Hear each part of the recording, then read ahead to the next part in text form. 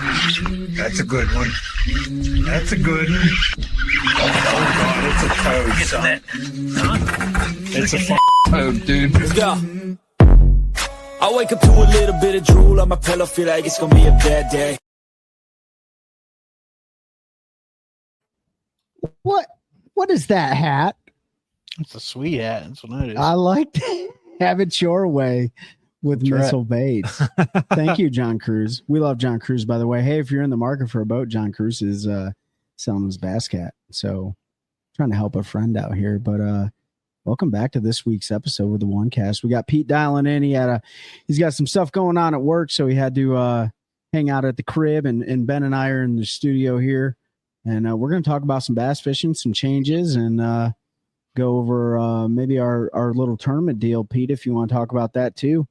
Yeah, we can. In this episode, which was a pretty fun time. But before we do that, head on over and support those that support us the most by heading to OneCastFishing.com. Use the code OneCast, all one word at checkout.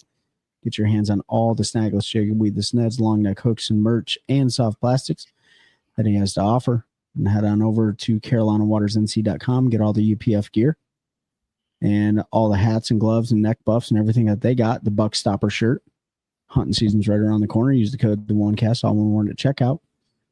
And then head on over to Hobie Eyewear. Use that link we always provide and save 15% on your order. Hobie's got all the different frames and styles that you're looking for. We love the floating frames.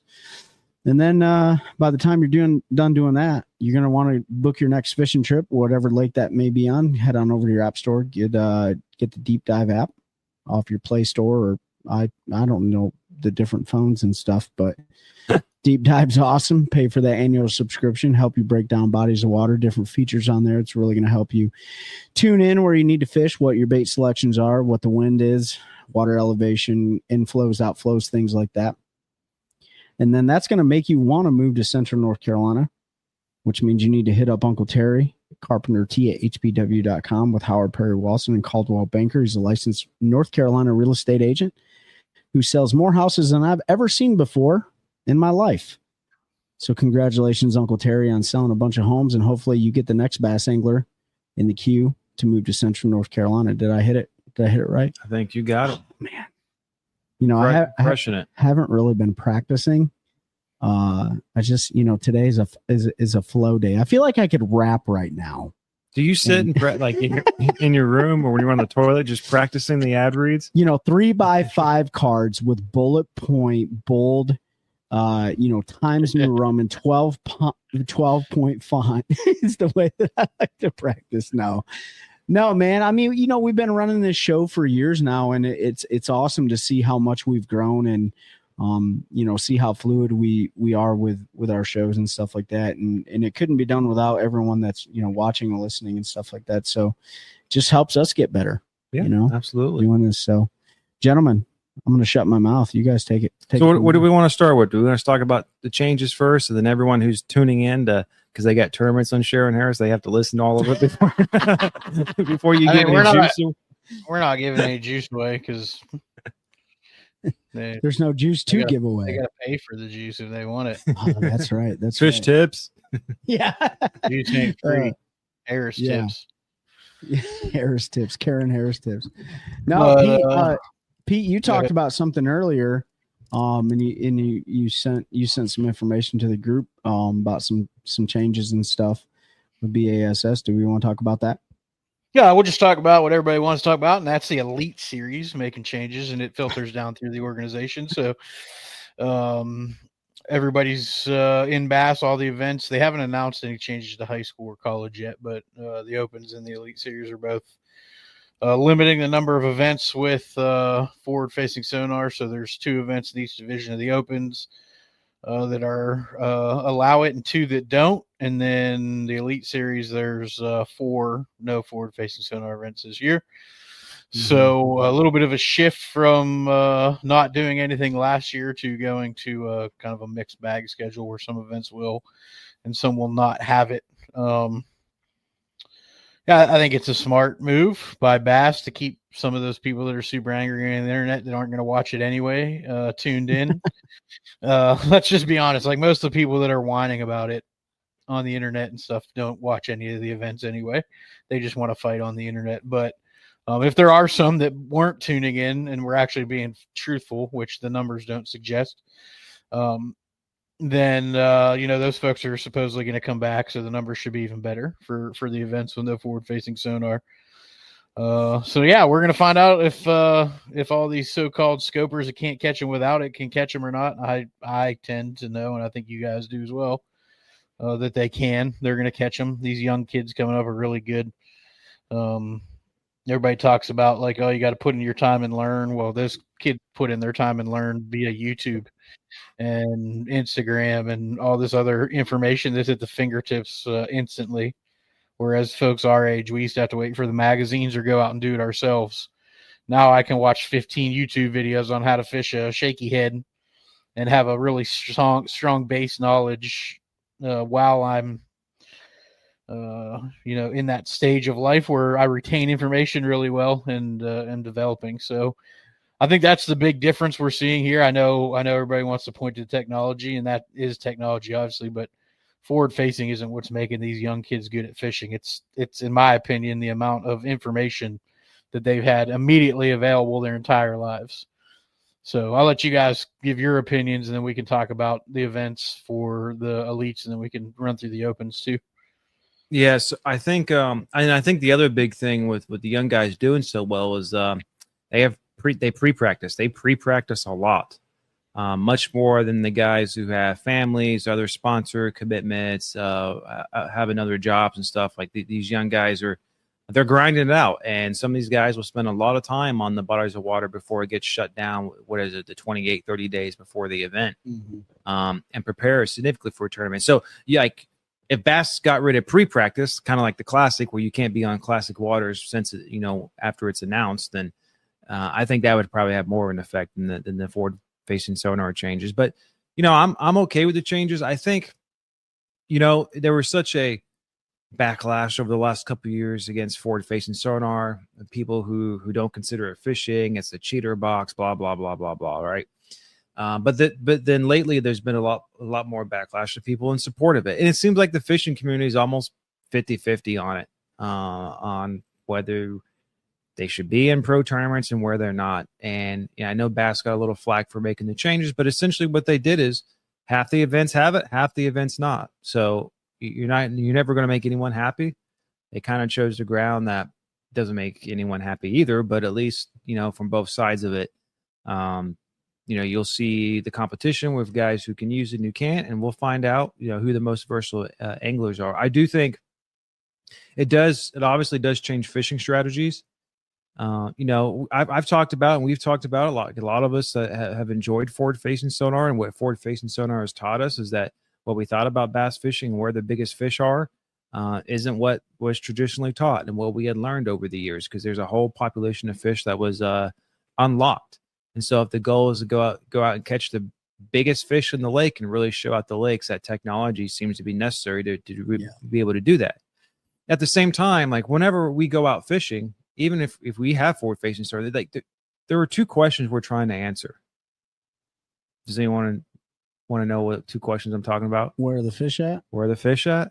And what are they biting on? And what are they biting on? Yeah. And so forward-facing sonar gives you, basically you can have that information almost immediately. You can see how, you can see if there's fish in the area by just scanning around. You can see how they're reacting to bait. So it does kind of eliminate that portion of the game in a sense. So, two different ways of looking at bass fishing, and I think Bass is trying to strike the medium there. Yeah, you guys both basically took the words out of my mouth when it comes to the rules changes. But one of the things that as I'm sitting here going through all my gear, Pete knows this, this, Ben, I'm getting ready to turn all this military gear in, and some of it's like 1990s gear and stuff like that. But I kind of see the same exact rhetoric out of the bass fishing industry as I do like the OGs that grew up in like the 80s, 90s military versus like those who are retiring or entering into the military in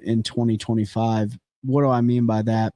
Well, and I've literally had these conversations with guys before, but when it comes to equipping service members with the most technically, lethally, intellectually, like most premier pieces of equipment to defeat the enemy. I feel like a lot of that rhetoric is the same with the OGs within the military community. It's like, well, I didn't have that when I was, humping the mountains for Ranger School or down in Florida phase of Ranger School. I didn't have that when I was in Desert Storm or Desert Shield or whatever. And it's like, you know what? I respect the fact that you grew up in an era where the technology, it was the technology, because the same guys 20, 30 years before you didn't have the same exact night vision or maybe no night vision capability. And now we have some of the most advanced night vision capability. And now the new generation has way better than what I had. And I'm not mad at them for it. So I would challenge a lot of those anglers that are in that position where they think, well, just because you didn't grow up with it, that the guys that are growing up with it now are wrong. I don't think they're wrong. That's just what they have available to them as a tool to catch more fish, bigger fish, whatever the case may be. I do see, and we've talked about this, and I'm going to leave it at this, I do see where there may be a necessary rule implementation if they're truly caring about grooming anglers that are very instinctual and stuff, that they limit the technology maybe at the grassroots level, maybe high school level and JV squad. And then once you get to varsity, it's all, you get the best technology available to you, because why wouldn't you keep the best technology at the top level of the sport? No matter what, you're never going to make anybody happy or everyone happy, like you talked about, Ben. But it just makes me think about those conversations with guys when I'm like, hey, I need brand new Glock 19s. Well, I didn't need a Glock 19. I just had a 45. And I'm like, well, you know what? We don't use that caliber anymore. So I need a new Glock 19, or whatever. But you guys took the words out of my mouth, man. I think the rules changes are cool. I think it's going to be really entertaining for the consumer, whether you like or hate forward-facing sonar. I think Bass is trying to find the best happy medium they can. And hey, if you don't like it, don't watch it. If you don't like it, don't watch it. I don't watch bass fishing that much either. A lot of people don't watch it. Yeah. I mean, at the end of the day, if you want to watch no forward-facing sonar, then watch the MPFL. If you want to watch a very hybrid version of bass fishing, watch the MLF. But if you want to watch bass, well, then watch bass. I mean, like that's that's your choice. And whether you like it or not, watch the one where they have it or they don't. Yeah. I mean, I learn if I watch bass fishing, Pete knows this, Pete too. If we all watch something, like I don't think a lot of us are watching it for the entertainment as much as we're trying to watch it for the educational reasons behind it. Like I want to see how that person is working a frog or working a forward-facing sonar technique or flipping a jig or whatever the case may be. I'm not trying to steal their juice, but I'm trying to get better as an angler.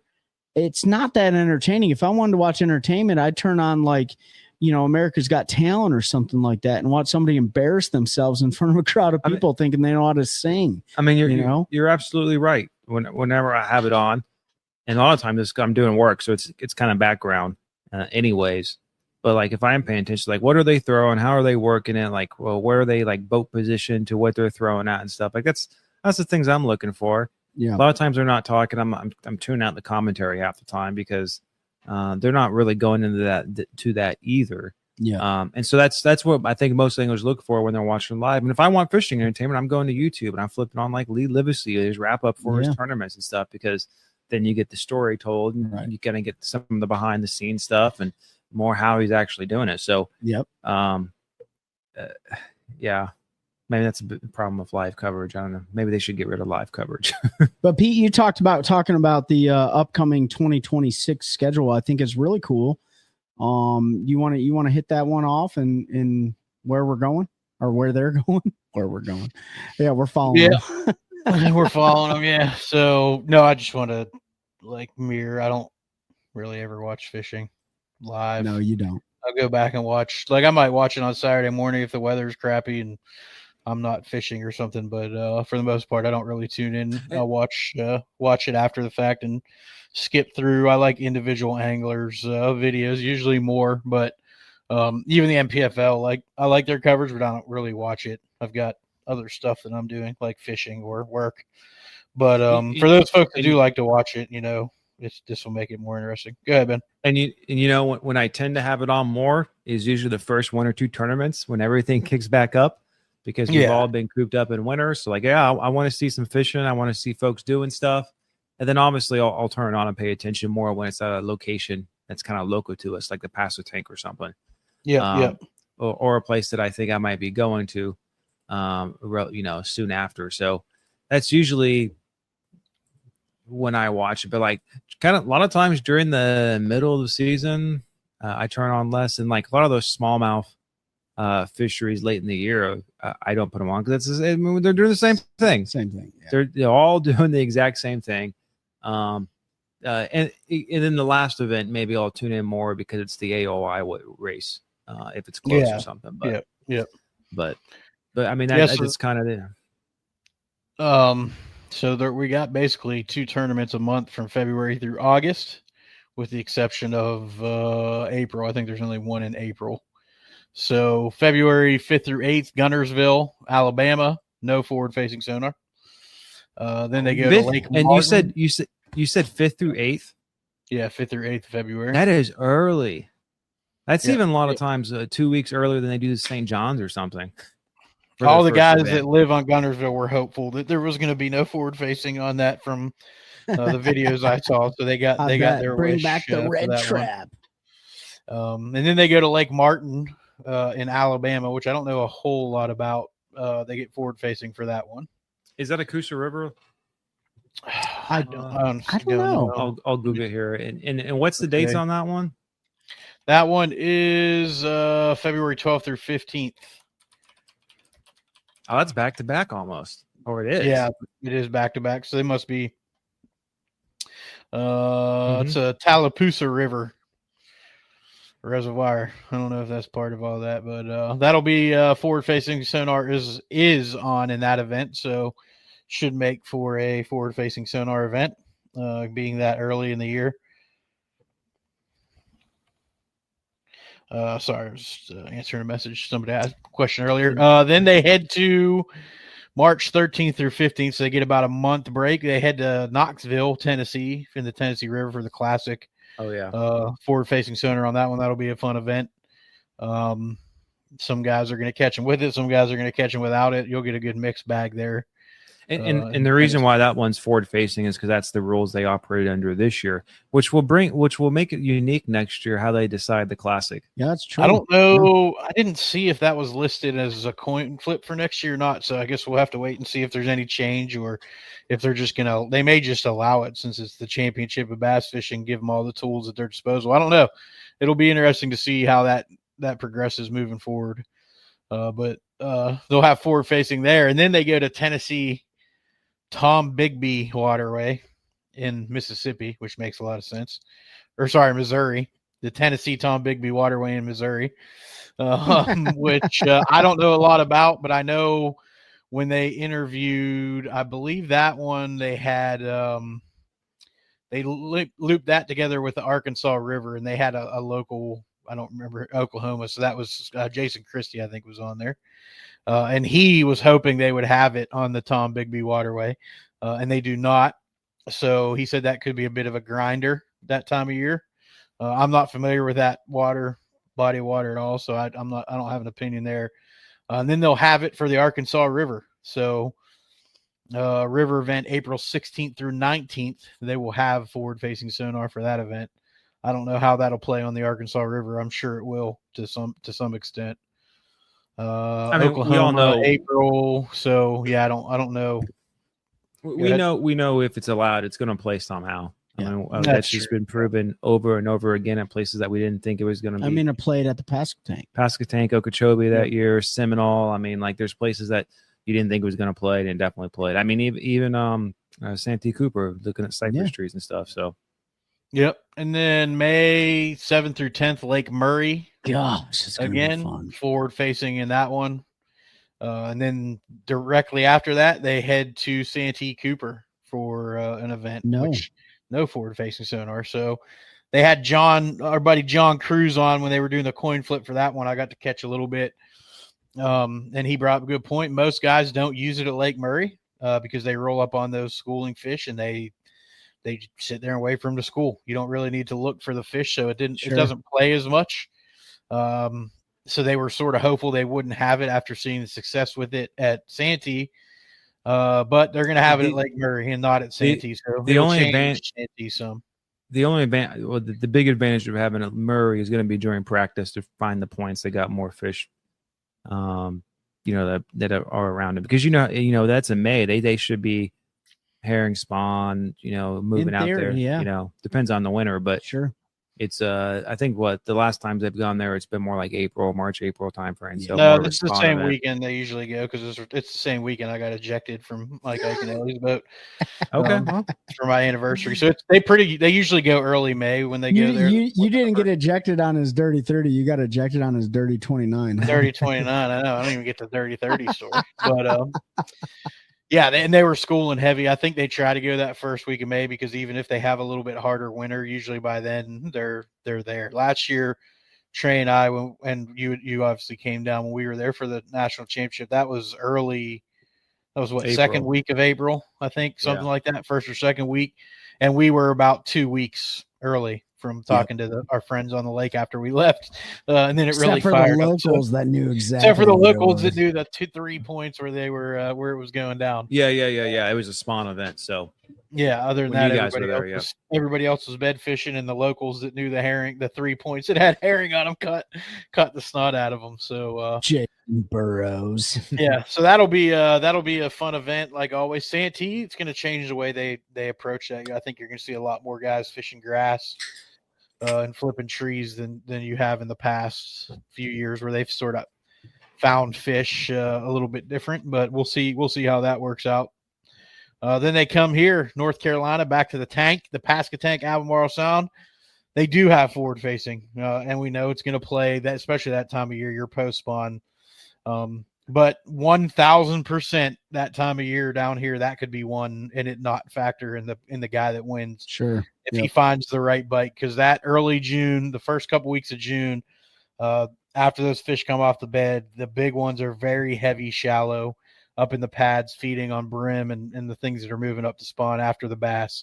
And that's when you can go in there and absolutely whack them on a frog or flipping around the pad. So there's a chance it won't play in who wins, but it's definitely going to play in some guys catching some fish. I have no doubt about that. Do you think by that time there might be that pattern out in the sound on the brush? And I think they're a couple weeks early.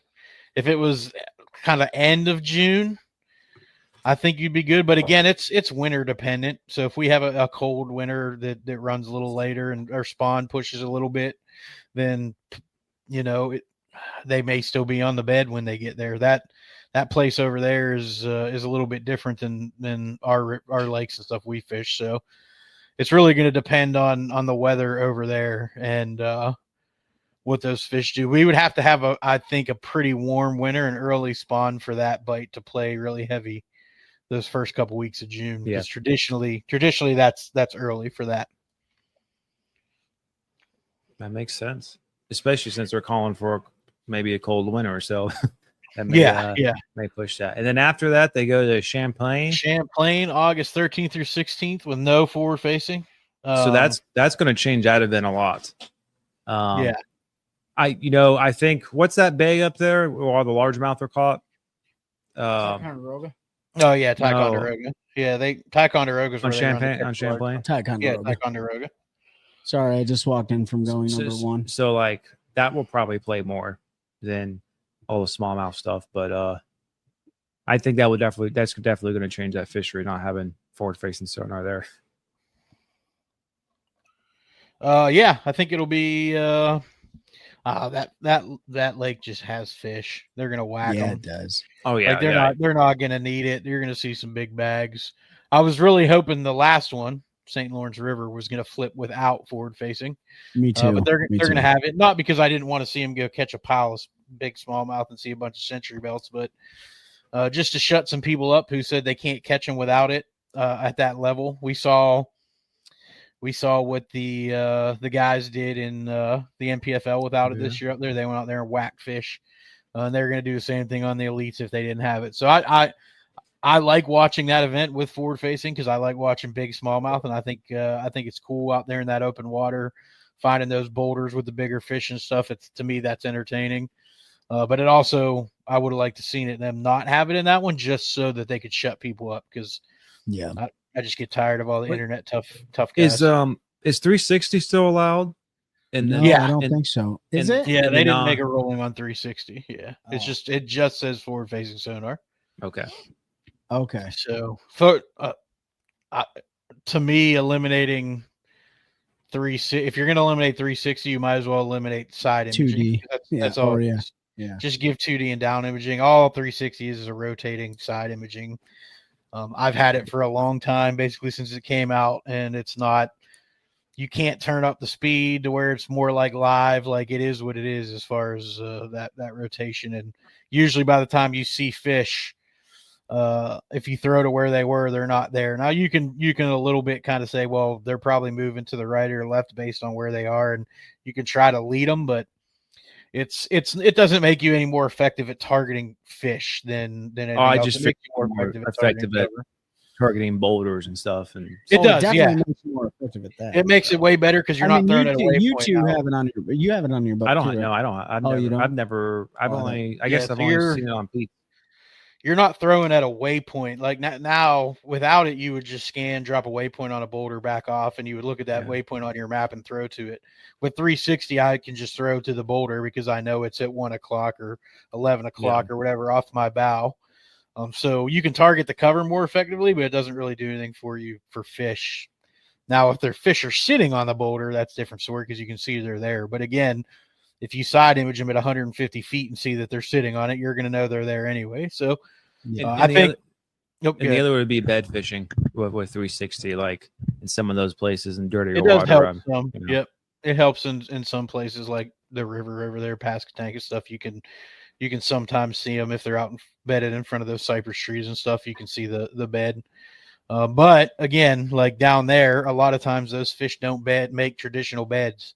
They just find a shell next to a brush pile and they dump their eggs on it. So sometimes it's not obvious that it's a bed fish or even a fish because of the way that they bed in some of those places. But somewhere like that where they typically, especially with smallmouth make a great big moon crater bed pretty much no matter where they are.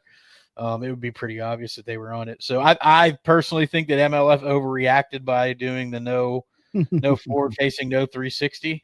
I think they went a little extreme like that with their one period just because I don't feel the technology made that much of a difference like forward facing does as far as catching and targeting fish goes.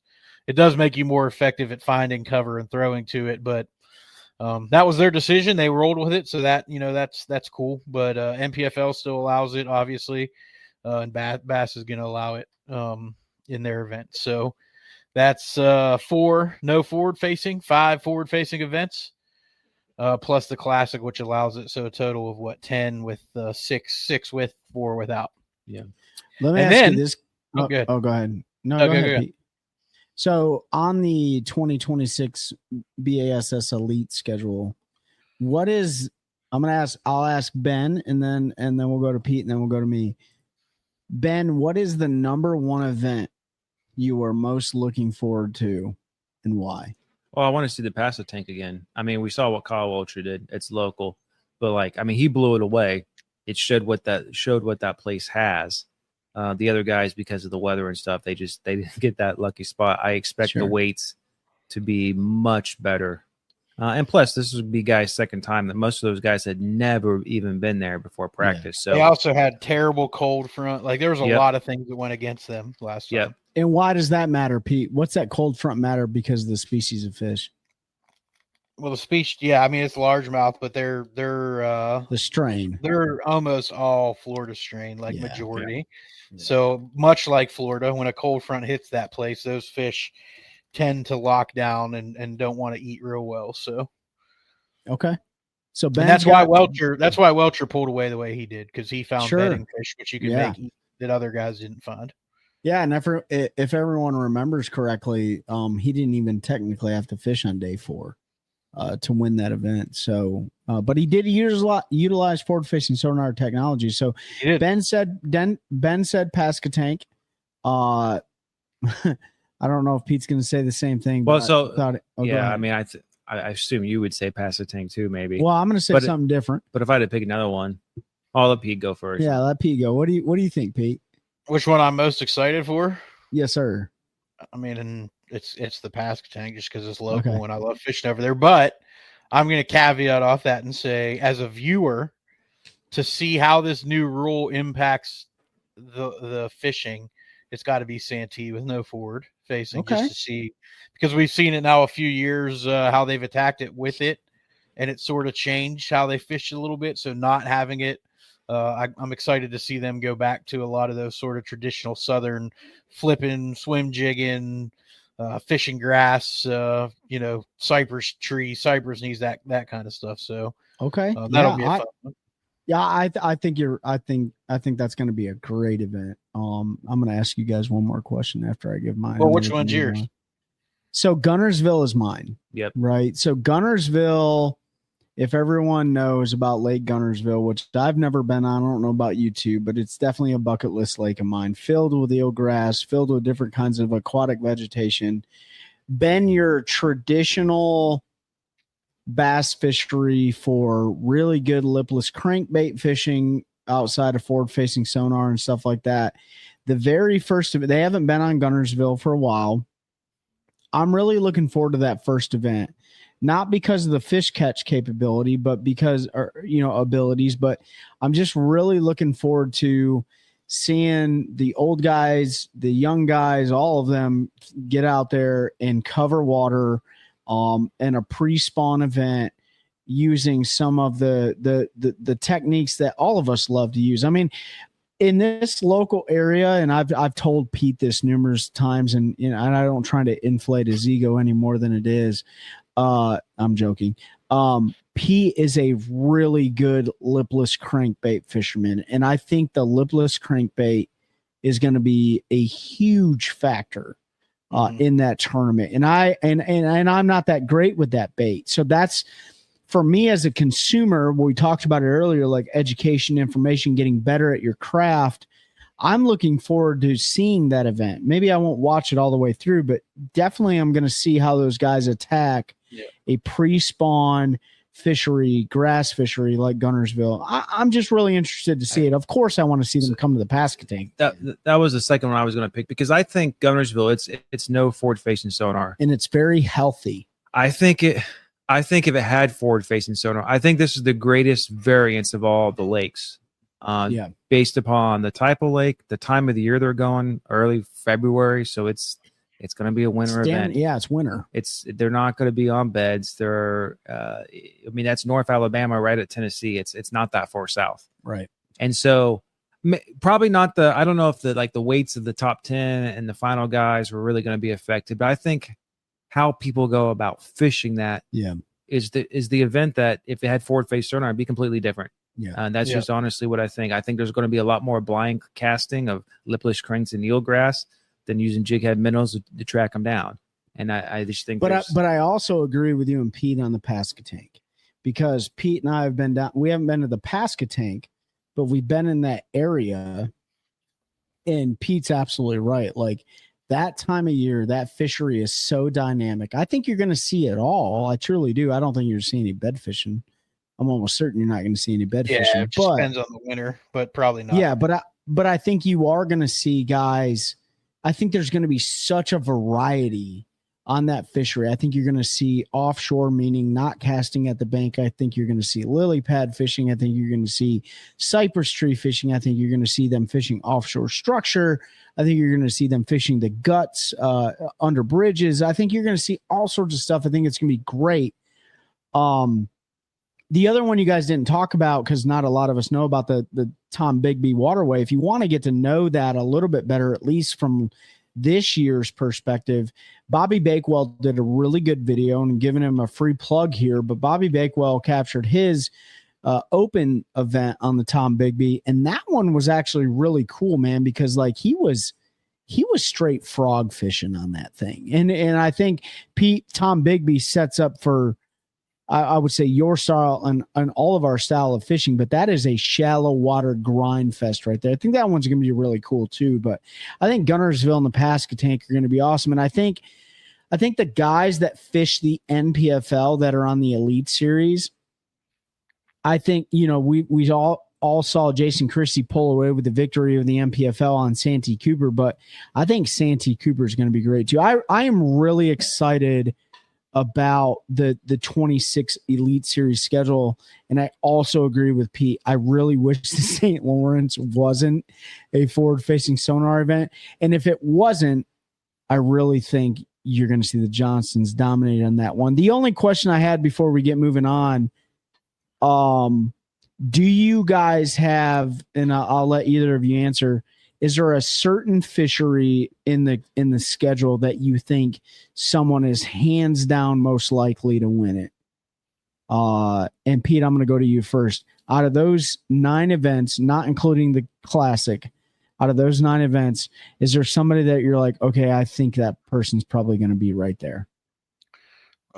Patrick Walters on Santee with no forward. That was my answer. That was my answer. I mean, if there's a local lake where a guy's going to have a huge advantage, not having the newest technology, somebody that's fished it their entire life and knows that lake, I mean, you've got to look at that one and say that dude's a favorite to win. And not that he's not a favorite on any lake they fish, but Santee with no forward facing.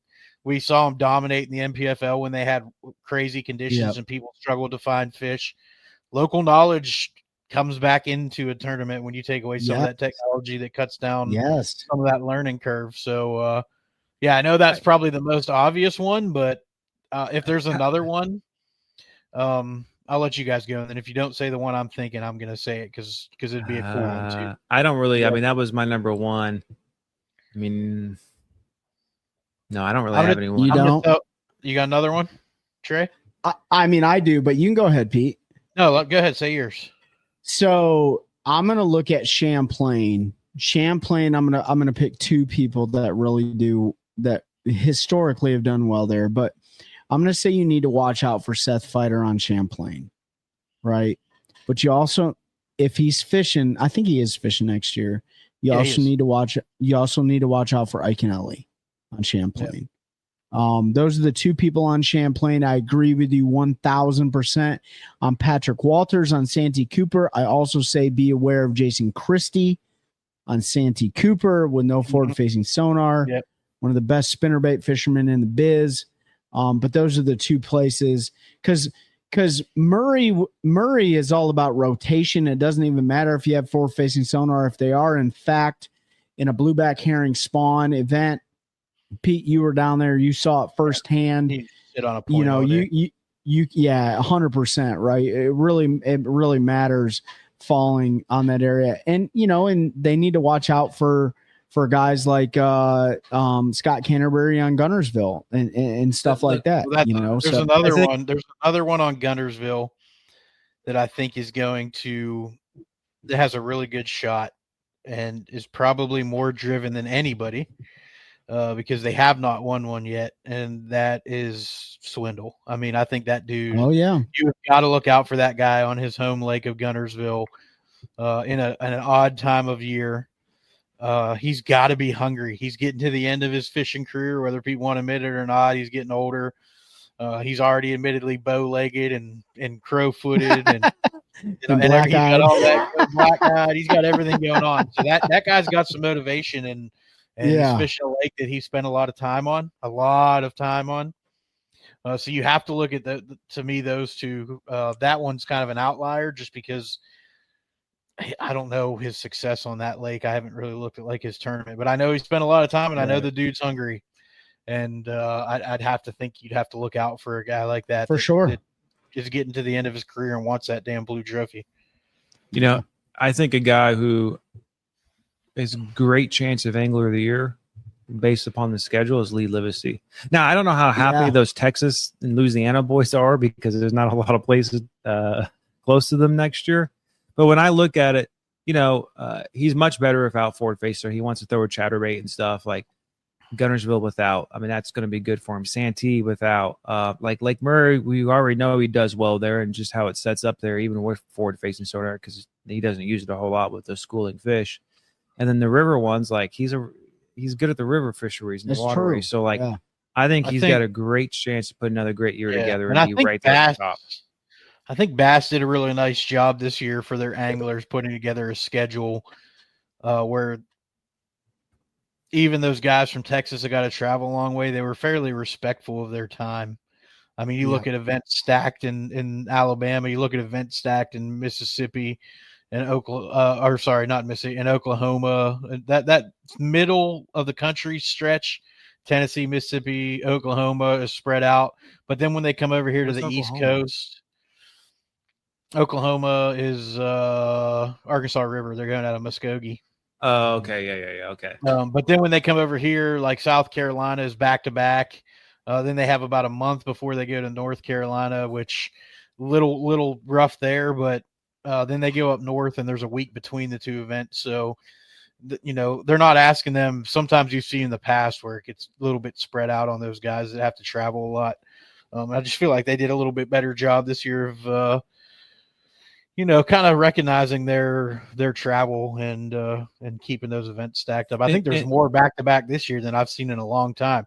Gunnersville, Lake Martin back-to-back. You've got Murray and Santee Cooper back-to-back. And then you've got Tennessee River, the Classic, and then they go to Missouri for the Tom Bigby, like with a couple days travel. Are they going up? What's Tom Bigby? It's in Mississippi, I thought. Yeah, Tennessee to Mississippi. So they give them a week to travel before practice starts. So, did I say Missouri? I meant Mississippi. I'm sorry. I probably said Missouri the whole time. I need to give somebody to hate on me since I haven't got to say the Bean River this year. But I thought they did a nice job there. Red Crest. Red Crest. And then allegedly, unofficially, the Classic in 27. So the 26 Classic will be there. But that's per worldwide, though. That's what per worldwide. He's saying it's going there, so we'll see. But just real quick, I think we can talk about the Opens also going to the every other event format. I'm sorry, they went to an every other event format. They didn't do a coin flip. They picked Division 1 to start the year with no forward-facing sonar. And then they just went every other event down through the two divisions. So they Division 1 starts in January on the Kissimmee chain. Then they go to Eufaula. That has no forward-facing. Then they go to Eufaula, Alabama with forward-facing. Then they come here to beautiful Lake Norman, North Carolina, Charlotte area. Tater Hall, get your boat ready, boy. Forward-facing. Then they head up to Buffalo, New York, and Lake Erie, where they're going to allow forward-facing. So, but you said that. I'm just putting everybody on notice. I'm going over to Lake Norman and winning that one and fishing the Classic, so y'all can save your entry fee. You don't even need to fish it. You know what? And the Opens doesn't even allow co-anglers, but I'm going to be your co-angler for that one. Yeah. And then Division 2 starts in February on Rayburn with forward facing. Then they go to Grand Lake of the Cherokees, which is in Alabama or Oklahoma in April. Pickwick, Tennessee, May 20th. And then they finish in the upper Mississippi with no forward facing in June. So, and then they said the EQ schedule, but I didn't see it. I don't know, but my thoughts on that, Pete, and we can move on after whenever.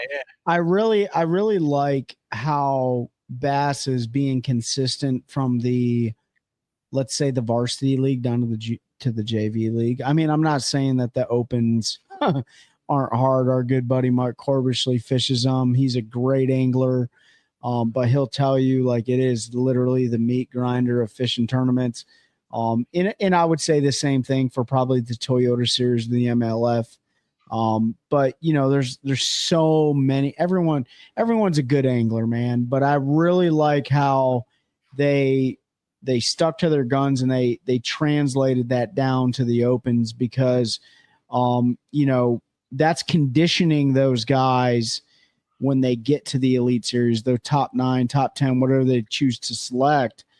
It's conditioning them. And you're right. I don't know about the EQs. I don't know if out of those 3 tournaments, what's allowed and what's not allowed.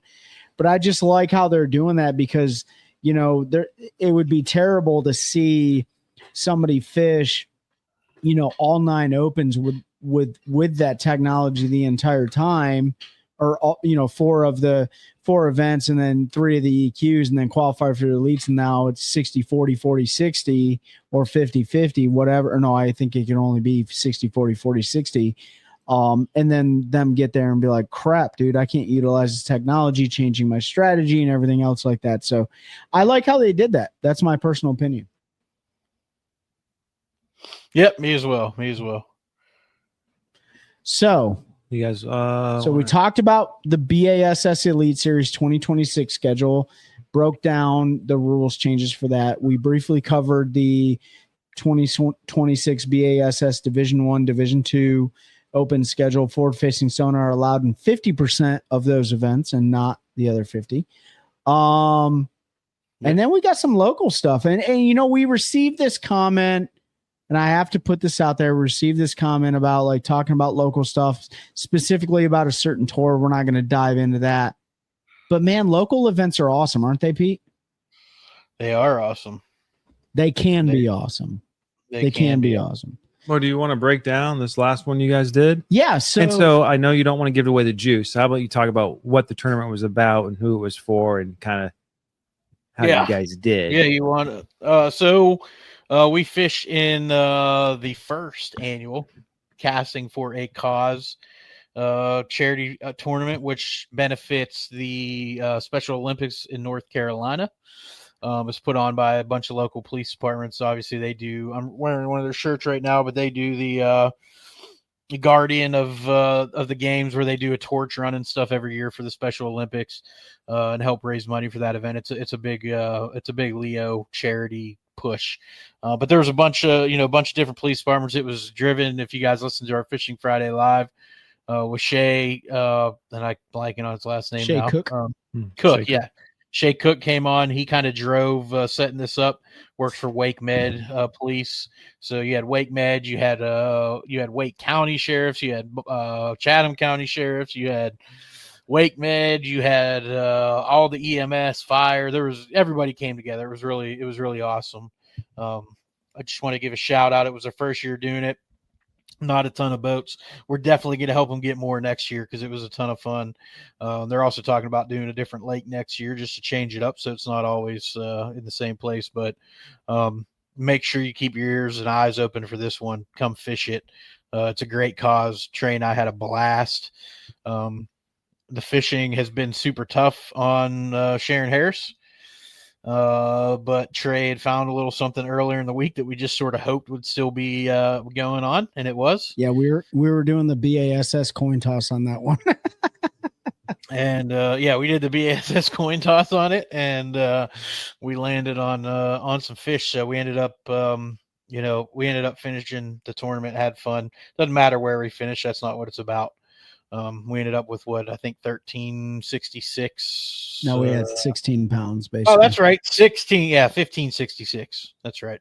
I undersold us a little bit, but it was a blast, man. Like, we caught fish all day. I started the day by jumping off of like a 4-pounder on a bait and come out of the water like a smallmouth and super excited, and then it pulled off, and then Trey picked on me, and I told him if he said it one more time, I was going to drown him in the lake. And, there's been too many drownings in Sharon Harris Lake this year. Yeah, we can't have another one. Yeah, we can't have that. But, dude, it was a blast, and we got some cool swag. They gave us a big, mine's up here behind me. I think Trey's got their Special Olympics coin, which was really cool for it's finishing. Gold, by the way. It's gold. It's our gold medal for supporting. But yeah, man, it was awesome. We had a ton of fun. We caught a ton of fish. We called multiple times. We caught fish that we couldn't keep. Like, we had a really, really good time. And I know some folks listening to this left early and struggled, and I hate that for you, but it was tough. We just happened to land on a spot where there were fish, and we literally stayed there the entire day. We left one time to go check 2 other things, and nothing was going on, so we ran straight back there. And I mean, we ran back there, and it gave us the weight we had because we didn't have what we had till we went back to that spot and started catching 100%. them.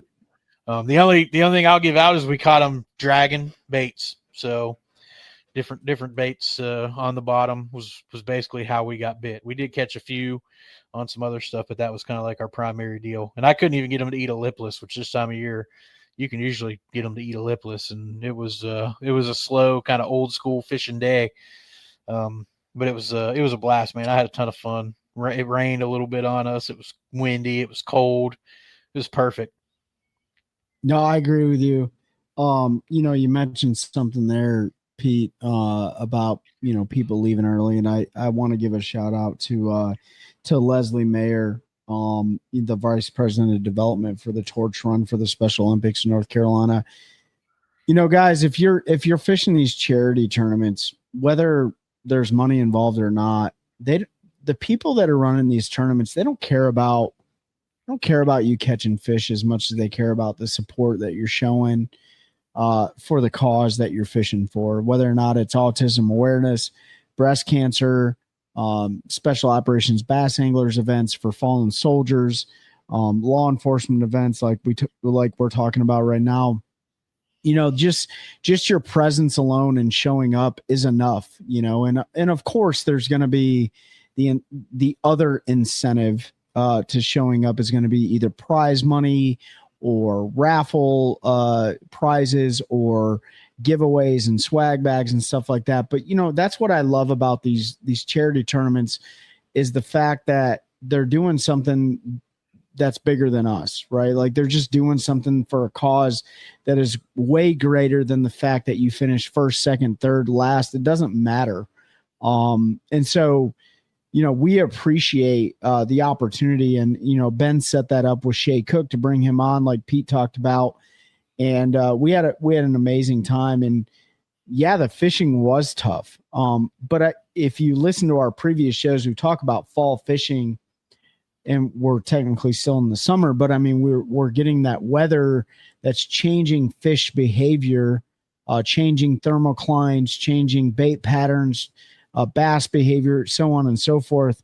And Pete's absolutely spot on. Like what we were able to do on a Wednesday and a Thursday pre-practicing for this event, it held its weight on Sunday, but it was a crapshoot. Like we totally got lucky, in my opinion, landing on the fish that we landed. And so I'm also not going to give any spots away, but I will tell you that it was very important to target these fish at a certain angle based on a window, which we didn't know, by the way. We didn't know what the feeding pattern was going to be. In fact, there were 2 kayaks on the spot that we wanted to fish early in the morning. And so we weren't able to even get on that spot until about 45 minutes after we blasted off. Right, Pete? Like we fished like 3 spots and we made the decision, hey, like it's not really going down here, but it could have went down there. We just may not have stayed long enough. We have no idea.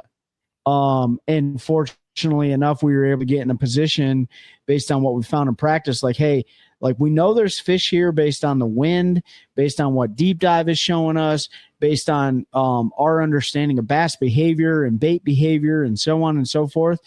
But you would have thought in a million years that they would have ate a crankbait, a jig head minnow, a spinner bait, a lipless crankbait. They wouldn't touch any of it. It was the most impressive thing I've seen out of bass in a long time. And by the way, being out there on a midweek was extremely humbling because it's not very typical that I can't figure out what's going on that lake. But dude, I didn't have a clue. I had zero clue. And it just goes to show you, like, if you're one of those guys that hits up, via Facebook or call or text message or something like that, and you ask your friend, hey, what's going on the lake? That is the epitome of you can't catch another man's fish, because somebody could have told me what was going on. And Sunday with a low pressure system, rain, wind, everything else blowing through, like we would have been lost if we tried to fish someone else's pattern. Do you agree, Pete, or no? Yeah, and I could tell you exactly where those fish were and what we caught them on, but you're not going to catch them because the boat had to be positioned exactly the right way, and Exactly. you had to make pretty specific casts the way the fish were set up, and there were certain things you had to do. So it's not. And Trey and I were talking beforehand. I know exactly where you were, and I have fished that place a dozen times or more. Yep. And I think I've only caught fish there one time, and it's what you guys were doing. Yeah. Where your boat and stuff was, and that was because it was like probably late winter type of thing. Yeah. So, and I really liked, going back to the format of how the, Wake Med Police Department and the rest of the supporting groups ran that tournament. Man, it was super cool. I've never done this. I know Pete has when he was younger, but I've never been a part of a shotgun blast off. So that was a great experience, right? I think we did have like 20 something boats show up, by the way. Yeah, I think it ended up being 20 some. I know we had more than what showed up at Lake Gaston for the cat tournament. We got to give credit to our buddy Seth Ellis, who fished the MPFL. He was able to go out and catch like 14.5 pounds on a very, very tough fishery. 16, I think, won up at Lake Gaston, but nevertheless, like never been a part of a shotgun blast off, never been a part of a lines out, like gentleman's rules type deal. We didn't have your traditional 8 hours of fishing. We had 6 hours of fishing. And these guys that ran that charity event were running it by the seat of their pants. They had no idea what was going on. And I really appreciate them we really appreciate them putting themselves out there and running a charity event like this, because at the end of the day, we didn't give a crap where we finished. We wanted to do our job and perform and have fun. But at the end of the day, like the money that was spent going there went to a great cause for the Special Olympics in North Carolina. So, the winners who beat us by what, Pete, 2 pounds? They whacked them, man. They had 18. They had like 18 pounds, and congratulations to those guys, man. Like they deserve every bit of it. But it was really cool to see like the participation that came out. I think that thing's going to grow legs. I really do. I think if we help them out a little bit and put them in touch with the right people and connect them to more bass anglers, it'll be right. But for those, I have to say this is on the, like, I'm feeling this in my heart. For those guys that left early because you were upset about the fact that you didn't catch a fish or the right fish, like, man, it's bigger than you. Like, just think about that for a minute. Like, this country is dealing with so much tragedy all the time. We're so hyper-focused on the things that just don't matter, truly, in my opinion. That's just Trey's opinion, that don't matter, that we forget to see the big picture in a lot of things that we're doing. And the big picture is the fact that charity tournament was there to support the Special Olympics. It wasn't there for you to catch the 5 biggest bass or for you to get upset about your performance. Like, it's there for you to go out and participate in a great event for a great cause. John Cruz spearheads the autism awareness. There's other groups that spearhead fallen soldiers and cancer awareness and so on and so forth. That's what those events are designed for. And I just want to make everyone aware that, like, we love the events that you put on. We hope you put on more of them. They're low pressure events and they're super fun to be a part of. And at the end of the day, it was a great time just spending some time on the water. Yeah, absolutely. You took the words out of my mouth. I do want to say that I don't give a particular organization, and this is the last thing I'm going to say on our episode today. I don't give one particular professional organization credit, but I'm going to give them some credit here. And this is a shout out to anybody listening in our local area. And I'm making this announcement and what I'd like to do without even consulting with my local cohorts here, my business partners. But I think I'll get majority agreement. I'm making an executive decision. If you didn't see the news, Bubba Scale and Major League Fishing today announced a free platform of Score Tracker Live for anybody to set up tournaments to do the catch, weigh, release format. So it automatically links to your Bubba Scale, time stamps, dates, fish weight, all that. And I see it as an opportunity for us to maybe do some drop-in. We always get requests for the OneCast tournaments, get fans and friends together for some drop-in stuff.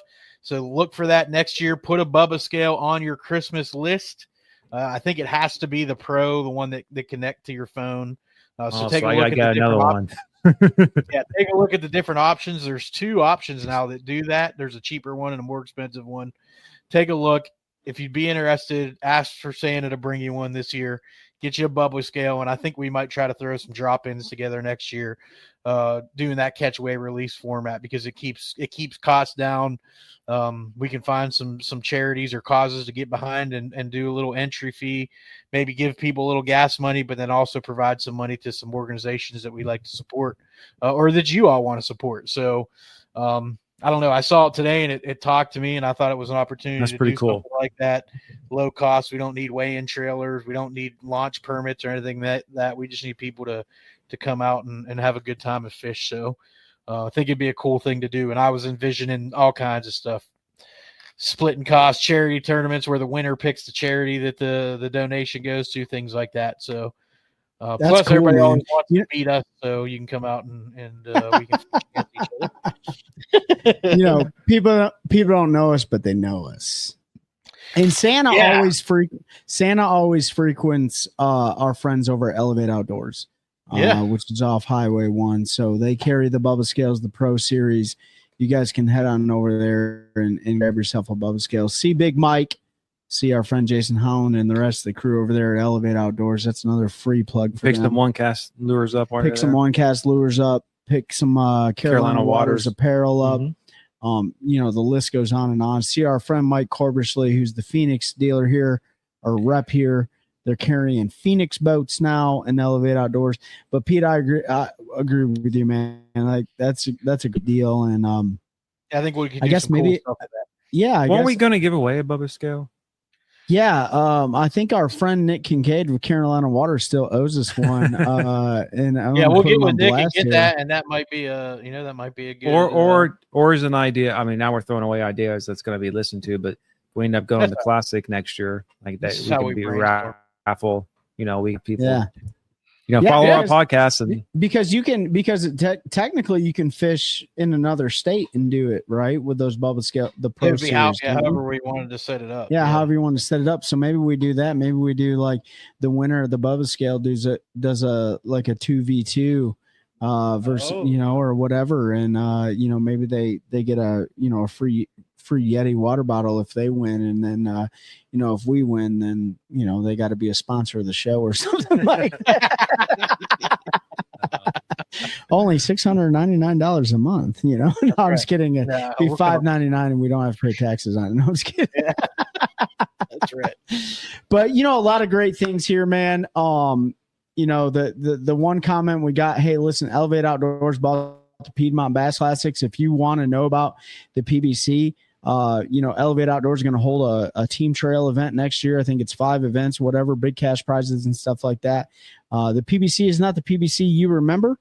So if you're a local listening to this and you wish it would go back to the way it was, like, too bad for you. They're going to cut checks. They're going to 1099 you, and they're going to do it the way that businesses need to do, so that they're not assuming a bunch of risk and paying you out cash prizes. It's just the way it is, man.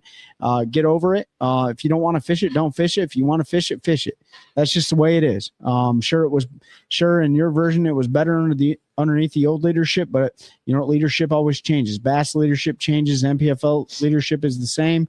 MLF leadership has changed. Get over it. Still Boy Nugget. Yeah, hey, he's still a classic champion. You can't take that away from him. He still owns the Major League Fishing. So get over it, man. These local trails are awesome. Five Alive is doing a no forward-facing sonar tour this year. Fishers and Men has a great schedule. PBC under Elevate Outdoors has a great team schedule. So, there's endless options out there, not to include all of the thousands of bass clubs that exist out there. And at the end of the day, if you're not willing to gamble on yourself, just go fishing. Just go fishing, man. Just go fishing, have fun. Forward-facing sonar or not, just go out there, catch fish. Maybe not catch fish. Hit us up. But at the end of the day, we're going to say, go download the Deep Dive app. That's what you need to do. Pay your $80 annual subscription. You catch bass in the water. You're going to catch bass in the water. That's what it is. So I'm really proud of what we did at the charity event from a performance standpoint. But at the end of the day, we showed up. We represented the OneCast. We were called out by Shay Cook. We appreciate that, Shay.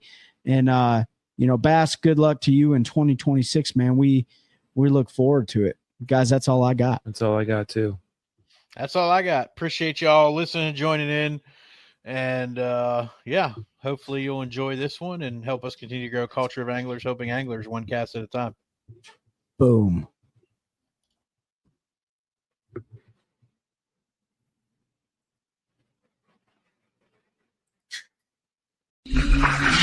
That's a good one.